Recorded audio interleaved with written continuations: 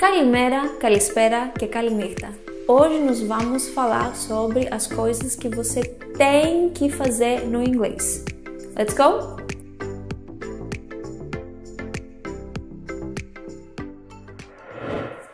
Hello, super motivated students, and how are you? Aqui é a Jenny do Inglês da Grega e hoje nós vamos falar sobre dois verbos modais, must and have to.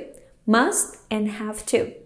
So, let's start. Vamos começar pela ideia do must e do have to. O que eles representam? O que essas palavras representam? Ambos o must e o have to, eles falam sobre obligation, obrigação, as coisas que nós temos que fazer, ok? Must and have to, they talk about obligation. So what you have to remember, como que a gente falou no nosso outro vídeo, quando a gente fez o verbo modal can, quando a gente fala sobre verbos modais, né, falando sobre o must, ele vai permanecer igual, vai permanecer o mesmo em todos os sujeitos. Você não vai acrescentar S, IS, IS, nada disso. For example, I must, you must, she must, he must, we must, you must, and they must. O que vem depois do must é meu verbo principal. O que significa verbo principal? É aquele verbo que ele demonstra o que eu tenho que fazer, né? Eu tenho que acordar cedo, eu tenho que lavar a louça, eu tenho que levar meu filho para a escola, eu tenho que estudar inglês, eu tenho que ir na academia, alright? E esse verbo, eu vou colocar ele na forma base. O que significa a forma base? A gente já explicou aqui no curso de English Essentials. Significa que o verbo não vai ter S, não vai ter IS, não vai ter nada. Ele vai permanecer igual ao must, o mesmo. Vamos ver como que vai ficar no inglês a frase eu tenho que estudar. I must study. You must study. He must study. She must study.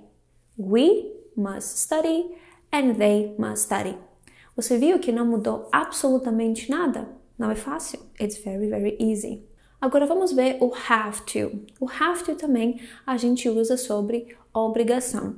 Se a gente quer ser bem detalhado nas diferenças entre o must e o have to, mesmo assim que os dois falam sobre obligation, né? Uma obrigação sobre lei, né? Uma obrigação falando sobre uma regra. O have to, entre os dois, seria um pouquinho menos informal, right? Ou seja, o must é um pouquinho mais formal do que o have to. So, se você vai usar, se você quer usar a ideia de obrigação, por exemplo, com um colega, com um amigo, você vai usar o have to. Mas quando a gente fala sobre leis e regras, a gente normalmente usa o must, porque ele é um pouquinho mais intenso, alright? So, have to, como que ele tem a palavra have, right? A gente já viu o have aqui no curso de English Essentials também. A gente viu ele na forma affirmative, negative, interrogative. Então, se você não lembra, vai lá e assiste esses vídeos primeiros, depois volta aqui para você ver o have to. Então, nesse caso, a gente vai ter que conjugar o have, que vai ficar assim: I have to, you have to, she has to, he has to, we have to, and they have to. So, I have to, e depois a gente vai colocar o verbo principal na forma base. Vamos ver então o verbo study de novo. I have to study, you have to study, she has to study, he has to study, we have to study, and they have to study. Você viu que o verbo study, de novo, não mudou. E a tradução, mais uma vez, é eu tenho que estudar. Até aqui, tudo certo? So, must and have to, they both talk about obligation. Ambas as palavras falam sobre obrigação, right? Okay, so now let's see them in the negative form. Vamos ver essas palavras na forma negativa. Tem diferença? Enorme. Quando eu vou colocar o must e o have to in the negative, they change their meaning. Eles vão mudar a ideia deles. So, in the affirmative, must and have to, they're talking about obligation. But, in the negative, they have different meanings. Eles têm significados diferentes. Quando eu vou falar sobre o have to in the negative, que fica don't have to, don't have to. E para a terceira pessoa singular, he, she, it, doesn't have to, ele tem a ideia que algo não é necessário, right? You don't have to go to school today. It's Sunday. Você não precisa, não é necessário para você ir para a escola hoje porque é domingo. So, have to, obligation. Don't have to, it's not necessary. One more time. Have to, obligation. Don't have to, it's not necessary. I have to study more. Eu tenho que estudar mais. I don't have to study more. Eu não tenho que estudar mais. I'm a very good student. Eu sou aluno muito bom. Alright, now let's see must. What about must? So must in the affirmative, it's obligation. Ele tem a ideia de obrigação. What about the negative form?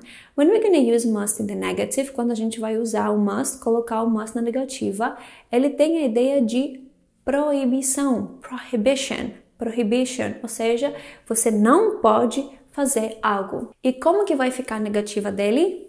Must not, e a forma que é mais usada é mustn't. Atenção, porque esse T do must, a gente não vai pronunciá-lo. Ele é silent, right? So, must not or mustn't. Atenção, não fala, por favor, mustn't, que muitos alunos falam. É silencioso o T, so mustn't. Qual a diferença entre os dois? Bem, a verdade é que nenhuma, né? Só o must not, ele é mais intenso. You must not feed the animals at the zoo. Você não pode alimentar, dar comida para os animais, né, no zoológico. You mustn't make noise because I'm recording a video. Você não pode fazer barulho porque eu estou gravando o vídeo. Alright, you guys. So one more time to finish this video. Obligation in English, must and have to. And what about the negative? Don't have to. It's not necessary. Não é necessário. E mustn't or must not. It's prohibition. Você não pode fazer algo. So tenta praticar bastante porque essas duas palavras são super, mas super usadas no inglês. Thank you so much. Não esqueça de compartilhar esse vídeo com seus amigos para ajudar eles também a aprender inglês, ok? Ou melhorar se eles já falam o inglês deles. Deixar o seu like se você realmente gostou desse vídeo e seguir a gente nas suas redes sociais porque a gente coloca vídeos diferentes por lá, mas eles são muito bacanas também. Thank you and bye bye.